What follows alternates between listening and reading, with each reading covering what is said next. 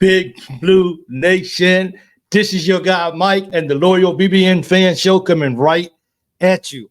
Look, as a Kentucky fan, we're all still riding high on this cloud. I'm knocking off North Carolina. A huge win, a win that the Cats, I would say, in my personal opinion, we needed this win. Like, our fan base was just dying, was just like on the edge of their seats, waiting for a significant win. The last couple of years, we haven't been able to get over that hump. We play good games.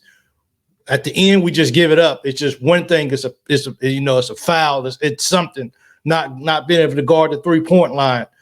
So it's been a stressful couple of years for us, and just to get a quality win, not just a win, but a win that we led the whole ball game. With the exception of maybe 16 seconds when Baycott hit those free throws to put them up. But then we came right, our young team came right down, and they took care of business. Wagner put the ball in the hole, and we kept rolling. And before you know it, we already had a 10-point lead again over Carolina. And as we all know, we went ahead and we finished that ball game. So let me tell you, it's just, as a fan, I'm very excited about where Kentucky can go at this particular point in time. I've been online, I've been looking, and no matter we had this big win, people still want to revert back to the horrible loss that we had to UNC Wilmington. And I also heard like analysts talking about, well, look, we all have that day where we just come in and we just sleep on the job. And I think that's what UK did. And to me personally, while I hated we lost, I wanted to beat that team, period. But for me, I wanted it to be a humbling experience. I wanted us to understand that, hey, this is college basketball. This is speaking to, mainly to the freshmen. Like, this is not high school basketball anymore. You got to bring it every single night. And I think that was a wake-up call for those guys, because the way that we played down the stretch, the way that we was able to find a way to win that ball game, we didn't play to lose against North Carolina. We played to win, and we was aggressive, and we went after everything. So just seeing our team collectively, it really, really makes me excited about what we can do. So this is going to be a real quick video. I've been sitting here, I've been thinking about it, and these are a couple of topics that we will cover in this short and brief video today.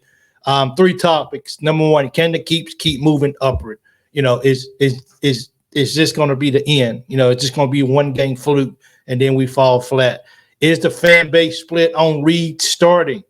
That's a very delicate thing for some people. And number 3, UK's bench: Reed, Dilly, Theo, Burks, and Yenso. Bro, that's a good problem to have.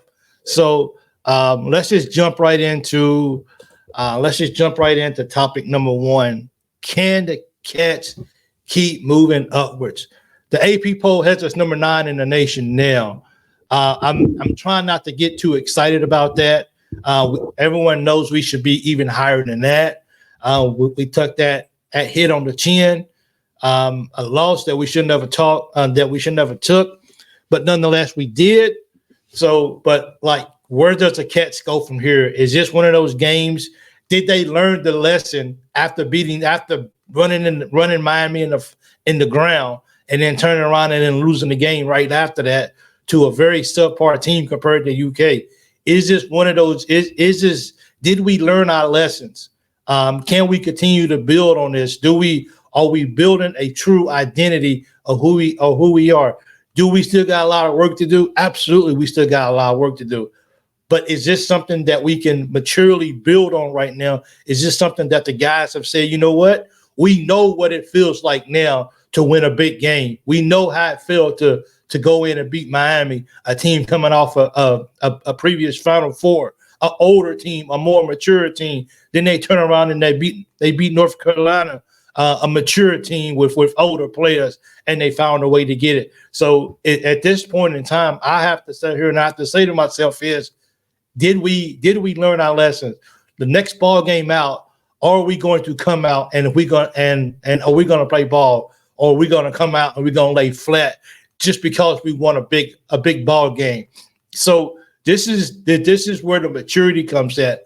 We want to say that our guys matured right before our eyes when finding a way to beat North Carolina, finding a way to overcome the age, the maturity of the other team. And do we have that now?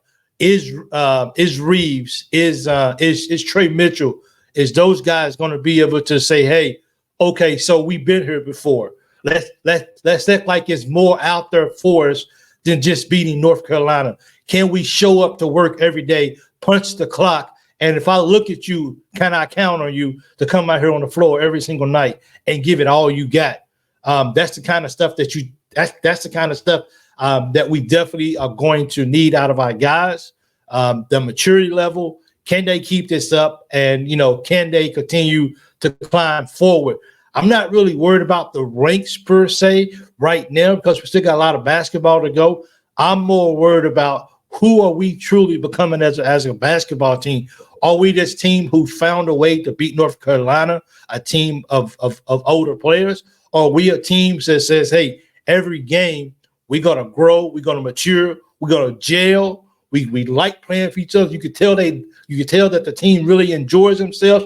As you remember the 2015 teams, I think those guys went down to Bahamas, and those guys, they gelled, and it came back and it reflected on the floor, how they played with each other, how they cheered on each other. And so I'm looking forward to seeing how we can build and if we can keep the momentum going. And if we have to say, okay, guys, this is what we're going to do.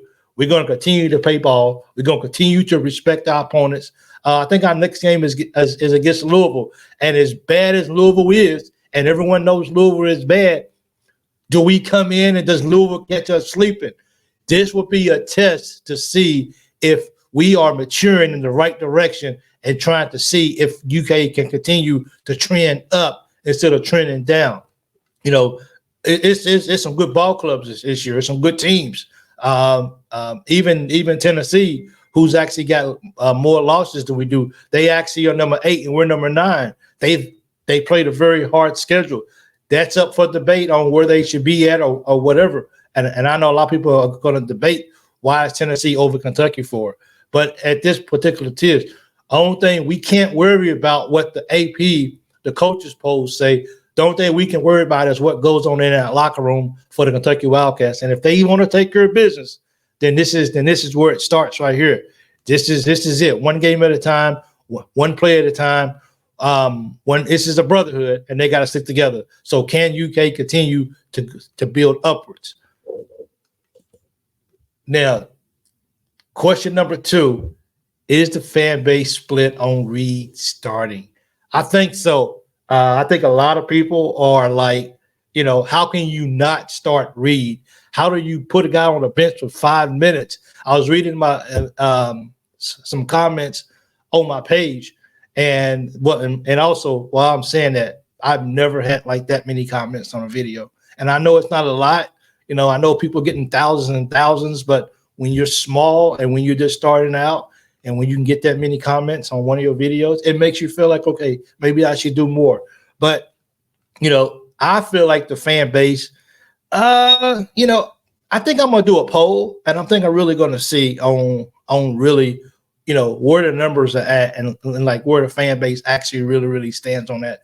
And I have to get back and maybe I'll put that in the comments as well, what I come up with. But, at the end of the day, for me, we got a very small sample of Reed starting.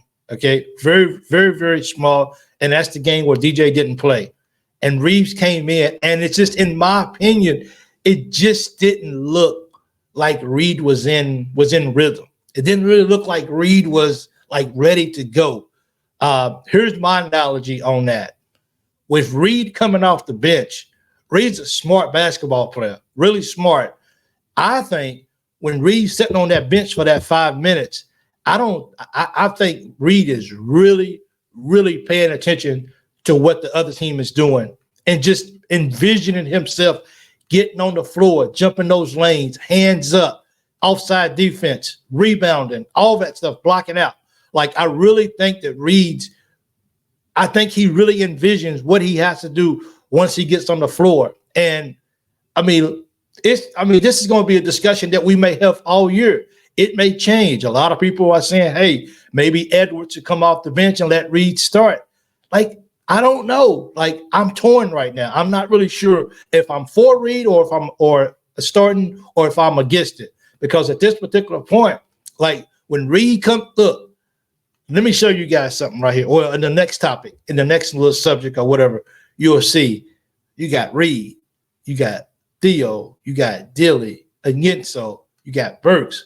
Like, that's a beast of a lineup that we don't fall off a whole lot at all. And then if we get Z back, then that's another issue that another good issue that we have. So, I don't think Cal's going to platoon. I don't think Cal's going to come up with his set players, and I think it's going to be a couple of people left out. I just do. I wish that wasn't the case. I think we got a bench that can really come in. Of course, everyone knows that while Burks is a energy, he comes in playing with his heart. Unfortunately, he's the weakest link out of all of them. But I don't see Cal taking out the starting five and then putting in two bigs, 2 7-footers at one time. Unless Z can prove that he can shoot the outside shot, then it's kind of like we can't spread the floor. We can't make defenses play honest. We can't make defense come out on the 3-point line and guard us and then leave the middle by the rim open. So at this particular point, I mean, with Reed starting, I really think Reed is him coming off the bench. We could have worse problems. Like, there could be worse problems right now than us debating on whether Reed should be a starter or whether Reed should be coming off the bench. It is kind of what it is. And for me, it's kind of like having that backup running back in football. You got to leave your starter in there, but when you bring a person off the bench, you don't want to lose that momentum. You want to be able to come in and say, and that's why they have different backs in football. I got a 1st and 10 back. I got a 3rd and 1 back. You know what I'm saying? That's why we have those different players. And while it's unfortunately it's a touchy subject because people would tell you straight up and down that Cal's not going to start people over his golden recruits. But Reed has proven that he's one of the best players on the team, hands down. And when he gets in the ball game, we don't lose anything. You know what I'm saying? Like, it's almost like we got a lead or we got momentum going. We got to have one of our starters go out, but then you got to put somebody in just to give somebody a break. Well, I'm gonna put you in just to give him 4 or 5 minutes of a break or whatever. No, when Reeves comes in, it's not like you bringing him in as a charity player. You bringing him in because the momentum or whatever we had, or even the issues that we had, he's gonna come in, and then it's gonna be okay. It's gonna be, we're not gonna have a fall off when Reed comes in the ball game. So this is one of those discussions that will continue to be a discussion. And will we ever see Reed just be a straight starter? We may. I mean, if Edwards continues to struggle, he had a couple of jump shots against North Carolina. He had a good baseline jump shot, a good putback. He had one in the middle of the floor. He had a, you know what I'm saying? So it's not like Edwards is coming out and playing horrible, but I think the way Reed is playing, it's completely overshadowing how good Edwards is playing. Hey, Reed, the way Reed's playing, it overshadows probably a few players. I think this right here was a ball game that Wagner needed to step up. We didn't see him against Kansas. So this was one of those games where we needed to see Wagner step up and says, if you are a true high lottery pick in the NBA this year, show me. And I think he showed us tonight the potential that he has. And if that was a confidence booster, if that was something he said, you know what, I can do this. I can play at this level. I can play against these guys. These guys, most of these guys ain't even going to the league. I'm a lottery pick. Let me go out here and let me play like I've been playing. So I feel like that this is continuously going to be a conversation that the fan base will have all year, unless they just say, "Hey, Reed, you're starting." For me, that's kind of ideal that I get from that. And finally, the last, as I mentioned briefly, the last one that I want to talk about is UK's bench. I just spoke on Reed. How can you not speak on Dilly? Like that is just something crazy. How that kid is just playing ball right now. I mean, it's something special for sure. And like you got Theo, like totally different player than he was last year. Last year you saw glimpses of what he could do. He was physical, and he was small. He was physical. He had some hops. But with the growth of his body and his basketball game in the offseason, man, dude, like he should be UK's comeback player of the year from the difference between last year and now. But if you look at this, and I didn't even put Z on it. I knew I was missing somebody.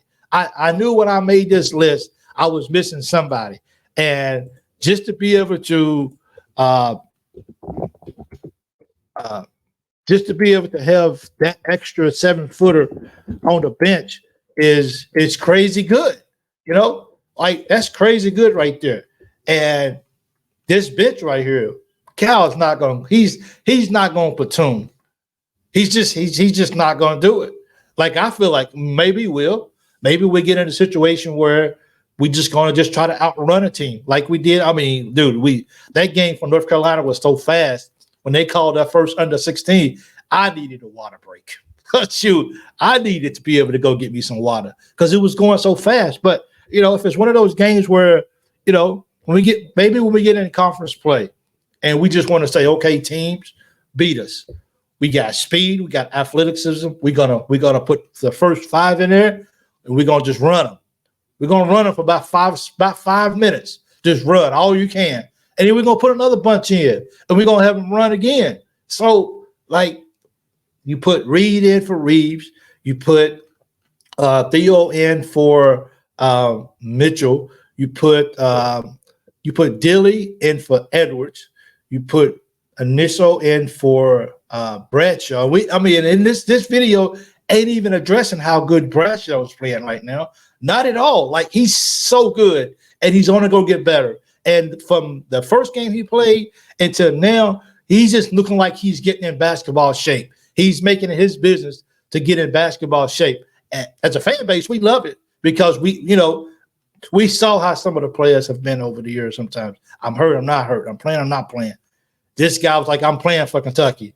I'm getting in the ball game. I'm playing. I'm suiting up, and I'm getting on the floor. And by God, has he gotten on the floor, and he's did what he was supposed to do. And he's only going to continue to get better. He's young. He's only going to get better. He's going to learn.